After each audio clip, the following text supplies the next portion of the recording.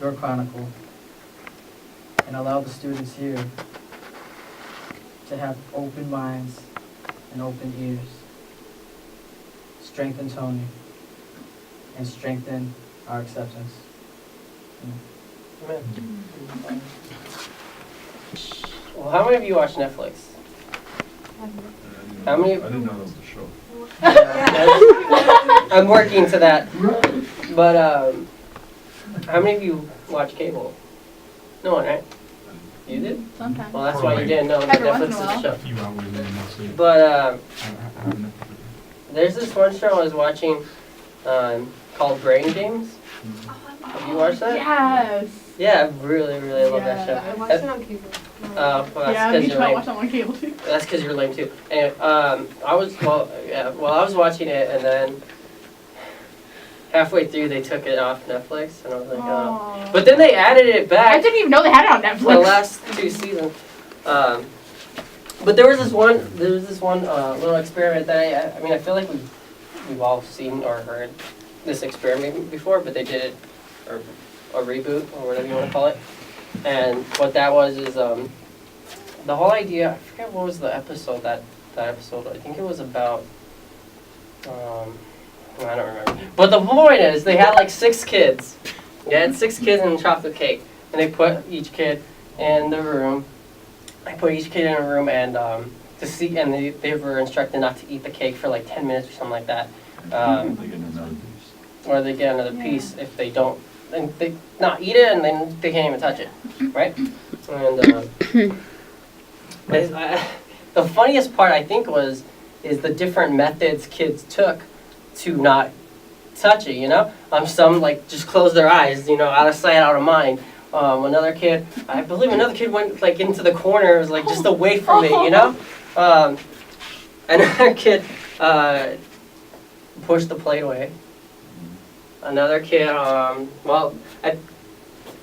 think only 2 of the 6 actually passed.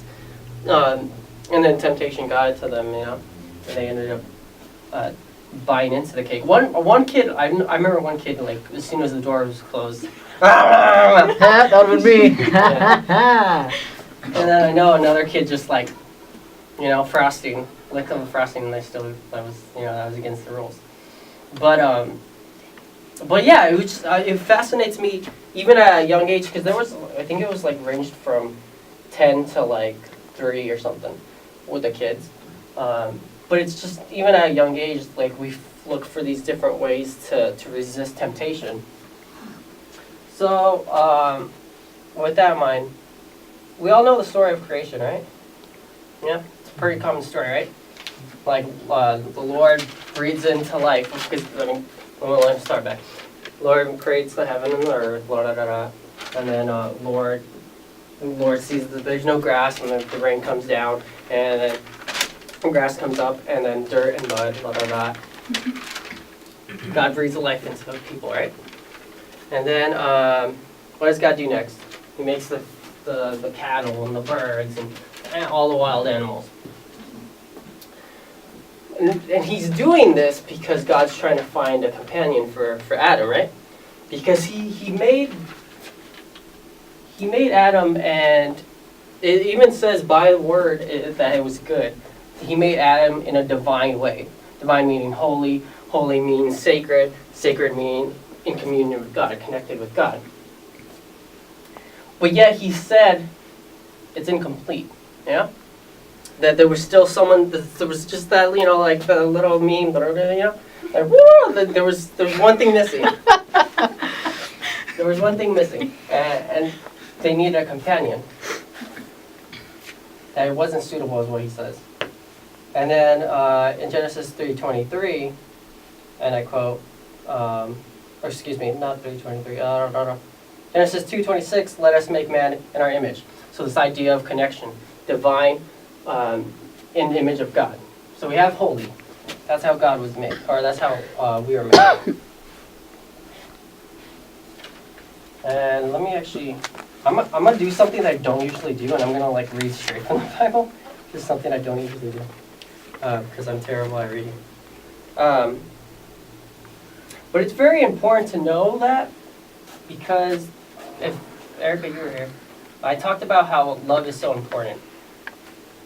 And the whole idea is that this was made, Adam was made from Eve.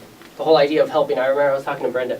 I don't know, you probably don't know her. But she didn't like how God said that Eve was made to help Adam. You know, like, feminists, like, I don't need a man to help me. But it's an important distinction that it's not just like the guy is supposed to protect the girl and the woman's supposed to help the man, but it's supposed to be this whole idea of community. That man was made, woman was made from man, woman. And I remember when I first heard that, I was like, what? That's like this man's in woman, and like I didn't make that connection, you know? But like in Genesis 3:23, this one at last is my bone of my bone, my flesh of my flesh. This one shall be called woman, for out of her man this one has been taken. You know, we have this idea of like Adam just going around naming the animal, just like, okay, yeah, you're a cow, you're a chicken, you're a zebra, even though people are gonna mispronounce your name and you're supposed to be zebra, like it's not Deborah, it's not Debra, it's Deborah, you know, it's supposed to be zebra. Is it? Yeah. Oops. I just blowed your mind, right? Oh, yeah, man. but like I'm sure Adam's rolling in his grave, like why you one job, but yeah, he's. Well, how about like such a man? Like, you know, I that's the condensed version. Adam just like, yeah, this is the one. This is the one. How does he word it? Yeah, this is the one. This one at least is the bone of my bone. I like how he goes this one. This one. In a society now, that would be so bad. Yeah, you. That one. Yeah. I'm referring to people like that. Well, this whole idea of community, right? And that we were connected. That we are incomplete single. There's this phrase, no man is an island. You guys heard of that? And that's referring to no man is meant to be alone. And it goes on to say, and this is why man leaves his father and mother and clings to his wife, and the two of them become one body. And that's really important because this is the very beginning of the Bible, right? This is the first time we hear about this idea of marriage. That we're not meant to be alone, that we are called to be with someone. Now, of course, I'm going to specify, yes, there are the vocations of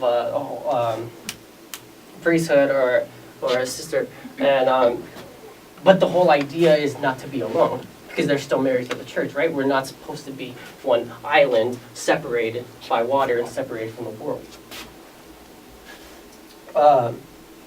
So we have this idea of this connection of community with one another, man and woman, and then we have this connection of God, almost like the Holy Trinity, right?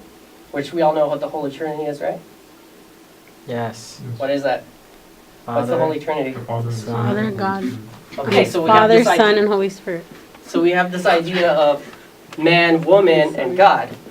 In other words, we can't have one or the other, just two of them. It has to be connected, just like the Holy Trinity. And I think that's something that we don't realize, that we have these relationships and we're like, we don't need our faith in there. We don't need to believe in God. And that's why there's so much high statistic of divorce. Now, let me ask you this. We already know that God was also making the animals, God was making the animals for also a companion for Adam. But what does God say to Adam as he makes these animals? Does anyone know? Gotta catch 'em all. Pokemon? No? No. Close enough. Close enough. Close enough. Let's actually find the exact Bible verse. Okay, in Well, Genesis the best answer ever. 2:26. In Genesis 2:26 it says, "Then God said, let us make man in our image and our likeness, and let them have dominion over the flesh of the sea, the fish of the sea, the birds of the air, and the cattle, and over all the wild animals, and all the creatures that crawl on the ground." So God gives us this ruling, right? That we're supposed to be stewards to carry and protect. So that's also protect one another, but also protect the animals. Why are we over the animals, though? Why are we over the animals? So, as much as we love our cats and dogs, I'm pretty sure they're not sitting at home right now contemplating their future life, right? Because they don't have a conscious mind, right? They're probably sleeping, eating. Yeah. Life of Pets. I've never seen that movie. It's But, cool. Never seen it either. Yeah, I never It's seen so it. cute. Nah, I'm good. Anyway, the freaking preview thing promo was like 2 hours long just for that. Have you ever seen that there? Anyway, I'm getting off topic. What was I saying? Oh, excuse me. But yeah, we have the difference, and that difference is the souls, right? When he created us, he created our souls, in which animals don't have that. But to create us and to say that we need to protect one another, there's this idea of perfect justice that's been made. This perfect justice, when God created the Garden of Eden, there's this idea of perfect justice. So what does justice mean? It's between right and wrong. If it's perfect, there's no wrong, because it's always perfect. It's always right. But what happens when what happens when they eat the fruit? A forbidden fruit? Yeah. Did you guys know it's not an actual apple? Yeah. Yeah. That's true. It's just It's never specified. It's yeah. But so they eat the forbidden fruit, and this idea of shame has entered the world. That's why they realize they're naked, and this idea of perfect justice is broken.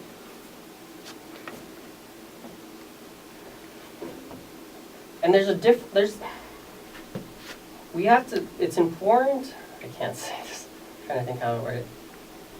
It's important to recognize the difference, because when we sin, it's like a scar on our soul. And the whole idea of original sin, that's a scar that's permanently in our soul now. But, what did God say? God promised us salvation, right? And that's the whole idea of Jesus coming in. And, Easter's full circle, and that's how we saved from that, right? He comes down of the hell, brings all the souls to heaven, hear this and that.